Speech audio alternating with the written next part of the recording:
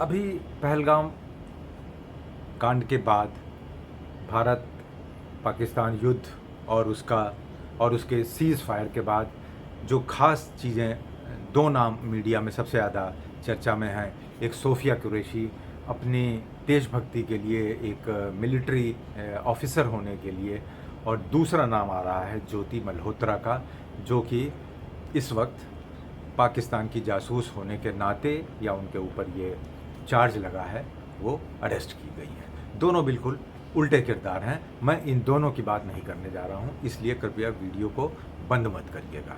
मैं बात करने जा रहा हूँ एक तीसरी शख्सियत की, जो कि सच्ची कहानी पर आधारित है, और वो हमारी जो ज्योति मल्होत्रा हैं, कुछ उनके स्टाइल में वो कहानी शुरू हुई थी मई 2017 में, और वो कहानी बस 20-25 दिन तक चली, और उसका अंजाम जो कहानी का हुआ वो जो ज्योति मल्होत्रा का हुआ है उसका ठीक उल्टा हुआ।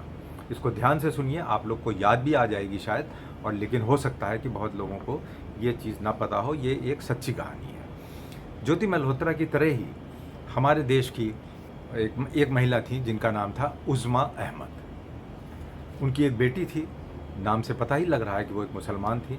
अपने पति से उनका, जैसा कि हो जाता है अक्सर, उनका तलाक हो चुका था।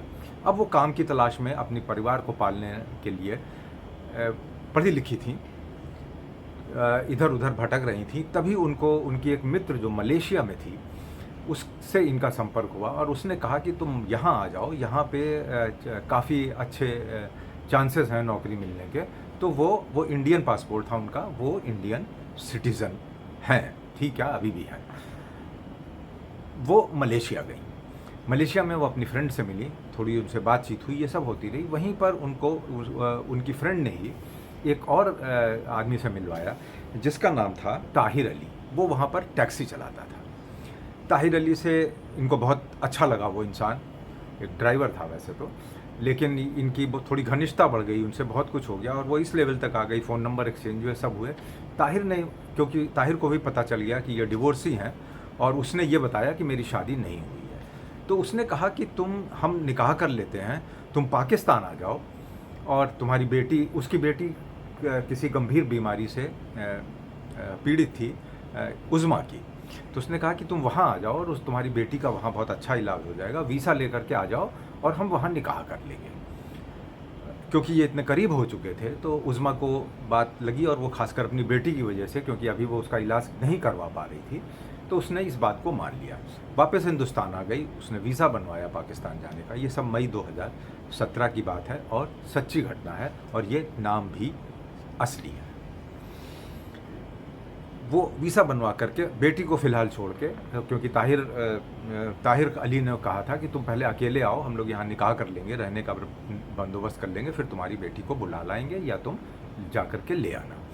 ये वहाँ जाती है, ताहिर बॉर्डर क्रॉस करती है और ताहिर से मिलती है, और ताहिर इनको रिसीव करते हैं, और ताहिर फिर वहीं से बहुत अजीब सा माहौल क्रिएट होता है। ताहिर को बजाय मेन पाकिस्तान में रुकने के या रहने के, किसी एक अजीब सी जगह पे ले जाते हैं। उसका नाम बुनेर था, एक इलाका है पाकिस्तान में, नॉर्थ ऑफ पाकिस्तान में।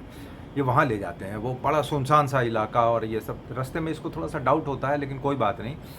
ताहिर वहाँ पर जब लेकर इसको पहुँचते हैं, तो ये एक अजीब सा मकान, एक सा घर होता है, वहाँ इसको ले जाते हैं, और वहाँ जा कर के इसको थोड़ी सी पूरी इसकी शंका दूर हो जाती है कि ताहिर एक अजीब टाइप का क्रिमिनल आदमी था। उस घर में ना तो दूर दूर तक वहाँ पे कहीं कुछ भी नहीं था, ना कोई बस्ती, ना कोई ट्रांसपोर्ट, और वहाँ पे बहुत सी औरतों को ताहिर और उसके साथियों ने कैद कर रखा था। और तो ये वहाँ से भागने की, और कहती तुम झूठ बोलकर उसको यहाँ लाए वहाँ लाए, बहुत मारपीट ताहिर उसके साथ करते हैं, और ज़बरदस्ती उसके साथ निकाह कर लेते हैं, और उसको तरह तरीके से उसका फिज़िकल और सेक्सुअल टॉर्चर भी किया जाता है।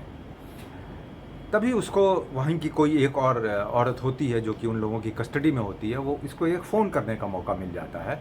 तो ये अपनी फ्रेंड को फ़ोन करती है जो मलेशिया में है, कि मैं बड़ी बड़ी मुसीबत में फंस गई हूँ, मुझसे बहुत बड़ी गलती हो गई, मैं क्या करूँ, ये वो। तो वो दोस्त उसको किसी और से बात करवाती है। वो कहते हैं, उसको सलाह देते हैं कि तुम ताहिर की सारी बातें मान लो, और ऐसा शो करो कि तुम बिल्कुल नॉर्मल हो गई हो, और फिर उसको ये कहो कि अब हमारा निकाह हो गया है तो हमको निकाह में हमारे पेरेंट्स से 8-10 लाख रुपए मिलेंगे, जिसको कि हम लोग अपने यहाँ दहेज बोलते हैं। और तो वो पैसे के लालच में हो सकता है तुमको हिंदुस्तान भेज दे। ये ताहिर से कहती है। ताहिर को पैसे के का तो वो भूखा था ही, और वो सोचता है अब तो निकाह हो गया है, सब कुछ हो गया है, अब ये जाएगी भी कहाँ। तो वो इस बात के लिए राज़ी हो जाता है। फिर ये आती है, उसको ले करके वो वहाँ आता है इंडिया हाई कमीशन जो पाकिस्तान में, वहाँ लेकर के आता है। वहाँ पहुँचते ही ये थोड़ा सा कुछ ड्रामेटिक सा सब कुछ इसको करना पड़ता है। ये भाग करके वहाँ के जो डिप्लोमेट हैं, जो उस समय वहाँ पर डिप्लोमेट थे, उनका नाम था जेपी सिंह। ये वो आज भी हैं, जेपी सिंह साहब रिटायर हो गए। तो ये वहाँ पर थे। ये भाग कर उनके पास अंदर से जा करके उनसे बहुत रिक्वेस्ट करती है कि साहब मैं अपने देश जाना चाहती हूँ, अपने मुल्क जाना चाहती हूँ, मुझको किसी तरह से बचा लीजिए। खैर वो उसको असाइलम टाइप का अपने हाई कमीशन में ही दे देते हैं। इसी बीच में वो ताहिर जो है वो बाहर बहुत बवाल मचाता है, ये करता है, वो करता है, इस तरह से बहुत सा नाटक होता है। उस समय हमारी जो विदेश मंत्री थी सुषमा स्वराज जी थी, बीजेपी की सरकार भी थी। आप लोगों को याद आ जाएगा ये इंसिडेंट। सुषमा स्वराज जी ने ये बहुत इम्पॉर्टेंट रोल प्ले किया था उस उज़्मा को वापस लाने के लिए अपने देश, क्योंकि वो एक हिंदुस्तानी नागरिक थी। बहुत हेल्प करी। वहाँ पर पाकिस्तानी सरकार के कुछ बंदे उसके चाहते थे कि वो चली जाए, कुछ नहीं चाहते थे। ये सब बहुत ड्रामेटिक सा होता है। लगभग 14 से 20 दिन के बीच में उज़्मा को वो लोग किसी तरह से अपने यहाँ रखते हैं, पाकिस्तानियों को, ताहिर को और उनके गुंडों को वो बनाए रहते हैं, उनको गफलत में डाले रहते हैं। और फाइनली सुषमा स्वराज जी के प्रयास से और जो डिप्लोमेट उस समय जेपी सिंह साहब थे, उनके प्रयास से उज़्मा वापस हिंदुस्तान आती है। आ करके बॉर्डर क्रॉस करती है, वाघा बॉर्डर। वहाँ पे सुषमा स्वराज जी खुद उसको लेने गई थी।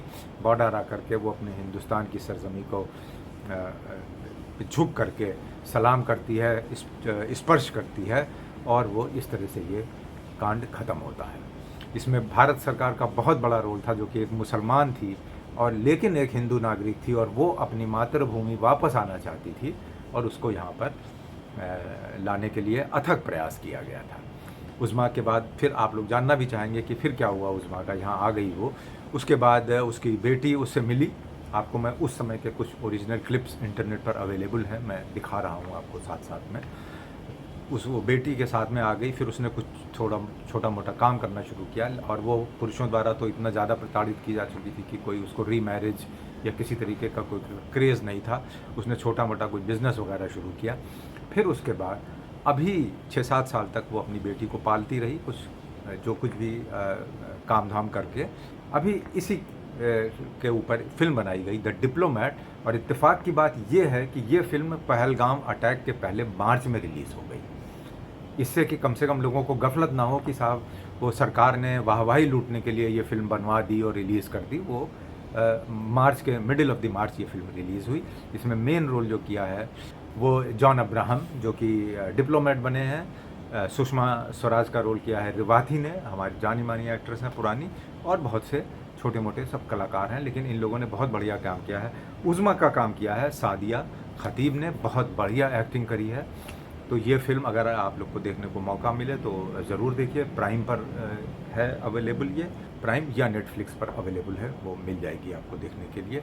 ये ज़रूर देखिए। इसके जो प्रोड्यूसर हैं राकेश दंग जी, उन्होंने ये बायोग्राफी उज़्मा के ऊपर बनाने के लिए उज़्मा को संपर्क किया, और फिर उनको बायोग्राफी के लिए एक तरीके का उनको रेम्यूनरेशन दिया गया, या एक तरीके का जब एग्रीमेंट हुआ तो उसको अच्छे भले पैसे मिले, जिससे उसने एक फ़्लैट ख़रीदा है, और एक अपनी बेटी फलक के नाम से दिल्ली में फलक पार्लर चला रही हैं, जिसमें वो बहुत व्यस्त रहती हैं और उनको दीन दुनिया से कोई लेना देना नहीं है।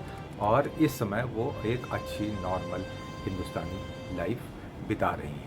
इससे पता चलता है कि हमारे देश के नागरिकों की हमारी सरकार को, या चाहे वो जो भी थी उस समय, या जो हमारी ऑफ कोर्स बीजेपी गवर्नमेंट ही थी, उनको कोई भेदभाव नहीं है। बस हमारा नागरिक है, ये हम अक्सर क्रिटिसिज्म मिल जाता है, लेकिन ऐसी बात नहीं है। जो प्रयास होते हैं वो होते रहते हैं, और इसको आप लोग फिल्म देखिएगा तो आप लोग को पूरी स्टोरी और भी है। जैसे फिल्म में थोड़ी सी नाटकीय बना दी जाती हैं, वो तो है ही है, but this story is based on real event.